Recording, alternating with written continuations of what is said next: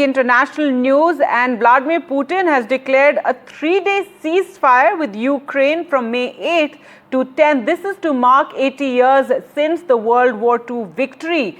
This is according to a statement that was published by Kremlin. The ceasefire, which was declared out of humanitarian considerations, begins on 8th May at midnight and will last till midnight, May 11th. Remember, this comes at a time that the world is also hoping for a permanent ceasefire, a permanent end to this endless war that has been taking place. But let's go across to Ghazali now for more. And Ghazali, so, some relief there, a 3-day ceasefire declared by Putin. This is to mark 80 years since the World War II victory.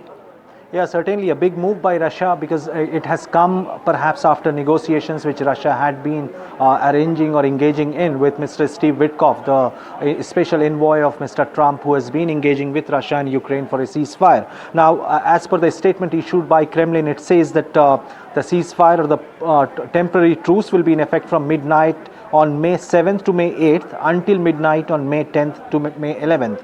May 10th is the day when Russia will be celebrating the victory day for its victory in World War II. And through this truce, perhaps Mr. Putin is also trying to send a message that he's the one who is trying to achieve peace or looking for peace in this war, and not Ukraine, because the statement also later says that if Ukraine violates the truce, the Russian armed forces will respond effectively. And this is in a series of such announcements which have been made in the recent weeks by Russia, because last time when a truce was announced, both Russia and Ukraine had actively accused each other of targeting their energy infrastructure, because the previous truce was announced with the intervention of the United States, and back then the White House had announced that perhaps there will be a temporary truce between the two countries and both countries will avoid targeting the energy infrastructure. But immediately after that announcement, both Russia and Ukraine had accused each other. Visuals came out from both the regions at how both the countries are targeting energy infrastructure. Now this time around, perhaps Russia has taken that lead in announcing the ceasefire or a permanent truce, not a ceasefire,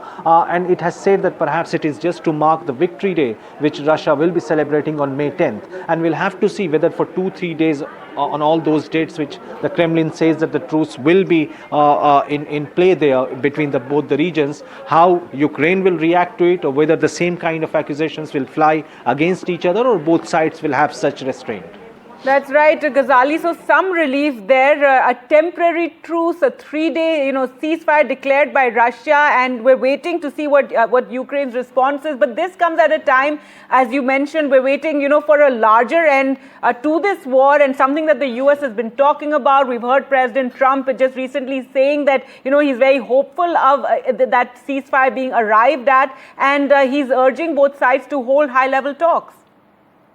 Mr. Trump is now using harsh words, because if you remember his few posts which he has put on Truth Social on his personal account, that is stop Putin, because he is also running out of time, because it's been more than 2 months that he is in office, and he came to power riding on this big claim that he is the president who will stop all the wars, be it in the Middle East or be it in Europe. And he has held talks with both sides in Europe, between with the Russians and with the Ukrainians. He has been sending his envoy, but Russia and Ukraine both doesn't seem to be in that position of stopping the war, because after all the verbal agreements, after all the verbal assurances, the war still continues, the attacks continue from both sides, lives are being lost from both sides. And that is why just in his last post he appeared very frustrated that despite all the assurances, neither Russia is stopping nor the Ukrainian side. All right, thanks so much, Ghazali, for joining us with all those details. So